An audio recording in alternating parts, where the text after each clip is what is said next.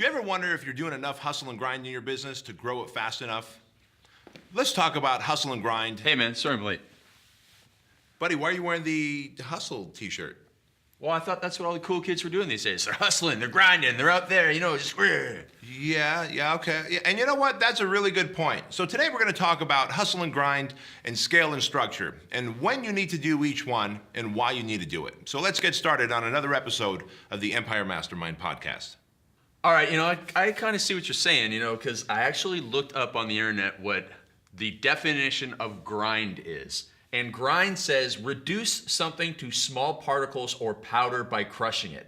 I don't think that's what Gary Vee meant by crushing it, by reducing yourself and grinding yourself down into a powder. And really, you grind yourself into unhealthy habits. You grind yourself, as I did, into anxiety attacks. I mean, I went to the hospital because I was working all day long and I was out partying way too much and I was grinding myself down, and I had to go to the emergency room a couple times. So grinding is not the right way. That's when I first found out the hard way. What about you? It's funny you should say that, because I always talk about how we entrepreneurs are like fighter jets and mere mortals are like crop dusters. And so as a fighter jet, you're able to do things and withstand pressure and pain that the mere mortal can't stand. Sometimes that works against us because we can just hustle and grind and painfully grind right through it, man. I'm going to grind through it. Right. But do you really need to? Maybe there's a phase of hustle and grind, but then at some point you get to scale and structure. Now for me, hustle and grind led to what I thought was a heart attack in my guest house. Later found out it was an essential tremor and an anxiety attack. So since then, I've evolved my business and it's scaled faster than ever before. Right. So, we don't want you to grind yourself into what we did. Yeah, we've been there, we've done that. So Craig, when do you think is the right time for someone to hustle and grind as they're going into business? Well, I think you got to get some traction, right? I mean, you got to go out there. You're going to do some things wrong. I mean, when I first started, I didn't know what I was doing for a long time. I was writing my fitness programs on the internet. I was out there. I was grinding away in a personal training thing. But I think you can only hustle and grind your way. You can only grind your way to $100,000 at most. You might be able to hustle yourself a little bit farther, because hustle is to move quickly, it's to obtain by persuasion, but it's also known as a fraud or a swindle. And I think that basically, if you're just a hustler, you don't really have anything behind you, and that means you really are building your $200,000 business a year on, sand and not solid rock. So you can probably go 100 grand a year for grinding, and then maybe 250 grand in a year for hustle. I think you nailed it there, and in fact, it's kind of a funny process, but I look at hustling. When I wasn't hustling, I said yes to everybody on everything. So right. An opportunity came, hey man, we should make this product together. Yes. Hey man, we should do this event together and speak at it and travel the United States. Yes. And I found myself burning the candle on either end and down the middle, because I felt like if I said no to something, that I was going to miss out on an opportunity. And when you hustle and hustle and hustle and hustle and grind, what you really end up doing is leaving bits and pieces of you everywhere else, and your core business and your family have nothing to take. Right. So Warren Buffett has a great quote. The difference between successful and very successful people is that very successful people say no to almost everything. So yeah, you can get successful by hustling and saying yes to everything, but you ever see Warren Buffett make a video where he says, hey, let's get out there and grind today, let's hustle? I'm like, no, you're never going to see Warren Buffett do that. You're never see Bill Gates do that. These guys are structure and scale and long-term and vision and strategies and systems, right? Yeah, absolutely. So let's talk about that first piece, the structure. Because before you can even scale any business, before you can scale your team, before you can scale your marketing, scale your sales, scale your influence and persuasion, you've got to be personally structured, and then that structure needs to lead down to your team. So there's no one more qualified to talk about personal structure than you. Lay it on us. All right, so first of all, for your structure, you have to figure yourself out.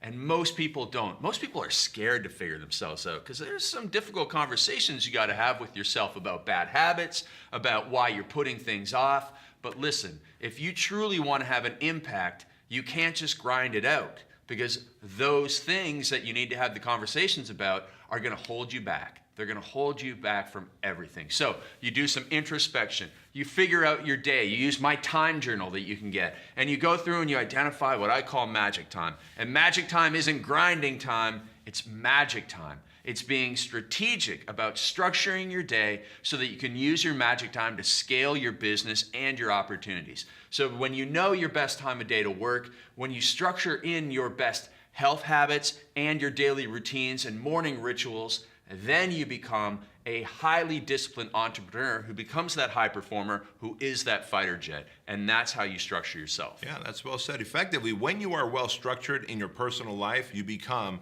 the leader that you're supposed to become. Absolutely. To lead your team and your organization into multiple millions, right? Right, right. And you live and lead by extreme example so that your team sees you, oh my goodness, look at how disciplined he is. He's not checking his Facebook while he's talking to me. He's not, texting while he's having a lunch conversation with me. He's really caring, and that's the leader that I want to get behind. And when you attract those people, that's when you can start to scale your business, which is what you're the expert on. Yeah. So where scale is concerned, I look at two things: the vision and the path, and we'll talk about that in just a second.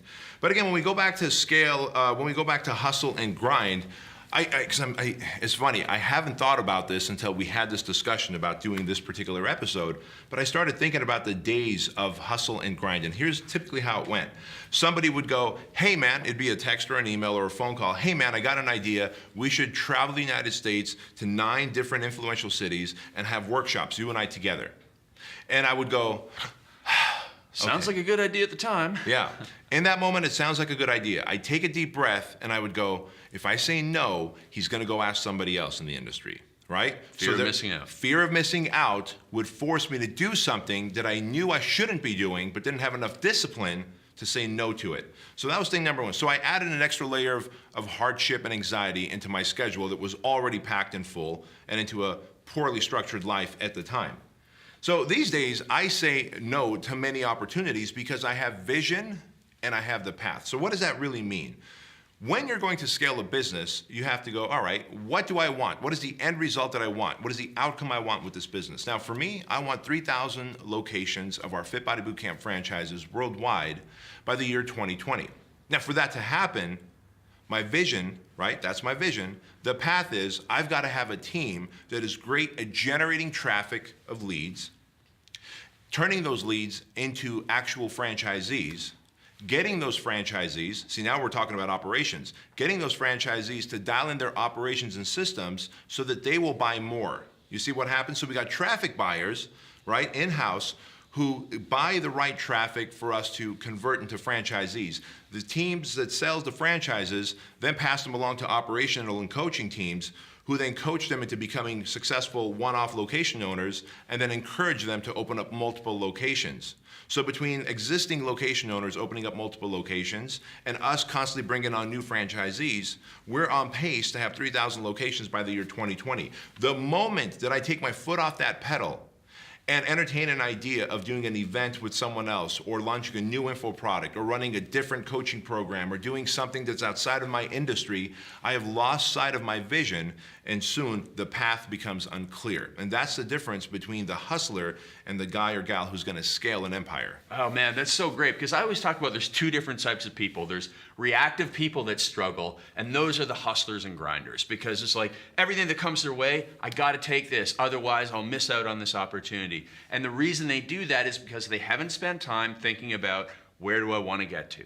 So reactive people struggle. And then there's the proactive people, the people that have done their vision, the people that are structuring and scaling things, because proactive people succeed because they look into the future and know where they want to go.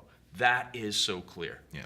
So I'd like to give everybody watching this some kind of tool to use, and that I call a filter, a vision filter is what I call it. And this vision filter is very simple. So when I'm asked to speak at an event, I ask myself one of 2 questions. One, is this going to help me sell more of my franchises? Number 2, am I going to be able to extract a coaching client, a consulting client out of it who I can later sell a franchise to or help, build a franchise? Because that is the other part of my business, is I help other emerging franchises build their empires. And if the answer is yes, if I know that I can get 1 or 2 people out of that event to either buy my franchise or become a franchise coaching client, then I will go and speak at that event. That is the filter. If it's just, hey, can we pay you to come and speak? These days, the answer is likely no, because the moment that I'm away speaking, I'm not there running the empire that's supposed to be growing because we've got a deadline. So where your vision is concerned, you've got to have a quantifiable number and a deadline, and then a path that's going to get you there. And that's how you scale your empire. Yeah, so listen, if you're young, if you're hungry, if you're getting started, yeah, you're going to have to grind it out a little bit. but you're not going to grind forever. And yeah, you're going to hustle. You're going to take on a few things. You're going to have to try it out. Say, yeah, maybe this speaking thing, I tried it. It's not right for me. I need to be doing the live streams or whatever it is. You will need to throw a bunch of things against the wall and see what sticks at first. But when, and the last question I want to ask you here, but when does someone make that switch from H&G to S&S? You know, I'm not sure if there's a number. Like for me, it was somewhere between $500,000 and $1 million a year, right? But I can tell you this, there comes a point where you start feeling it, where you are at work hustling and grinding and you miss your family, you have some guilt about your family, you realize your fitness and your health are struggling and suffering, you're starting to have anxiety attacks like you and I were. Those are all actual indicators of the fact that you are past your hustle and grind phase. This is what I said when I said we're fighter jets. Because we're fighter jets, we go, F it, I could still do it. I could still stay in this phase. There's nothing noble and special about forcing your way into hustle and grind. So when you start feeling the fact that you're missing your family, you're no longer taking care of your self-care, you're having anxiety attacks and essential tremors like I used to have, then maybe at some point you have to realize I gotta become a big boy or girl and start thinking about scale. I need a leadership team. I need a team that's gonna be on board with my vision. I need a team who's on board with the path of my vision and the deadline of my vision. If they don't believe in the deadline of your vision, they're not part of your scale team. And that is the only time, it's so weird that I'm making more money, I have more success, and for the first time ever, I get to spend more time with my family, traveling, enjoying them, when before I was making less money and spending more time hustling, grinding, and gave my family the tired Bedros. Right, so structure and scale to put that in your life. So last thing, let's leave them with that instruction on putting together the vision filter for themselves. How do they go about putting that in place? Because if we can give them the one thing from this show today is giving them a vision filter so that they can start to reduce the pressure on themselves. Yeah. So the vision filter, as I see it, starts off with one simple question. Your big reason why. Now, my big reason why is a two-part reason, and that's what I shared at Fitness Business Summit a couple of days ago. The two-part is this. I'm a passionate fitness professional. I want to help fitness business owners because I'm an entrepreneur as well. So I want to help fitness business owners grow their businesses, and through them, I'm going to help them get more clients and more impact in the communities they serve. My big reason why is to help entrepreneurs and help people live healthier lives. And so I will launch more franchises worldwide where I can help businesses grow and help bodies and health change. And that's my big reason why. And once you have a big reason why, every single thing I put through my big vision filter, and if it doesn't come through on the other side, then I simply don't do it. Awesome. So that's what you need to start doing now. Think about what you need to say no to so that you can become a very successful people with structure and scale instead of grinding yourself into dust.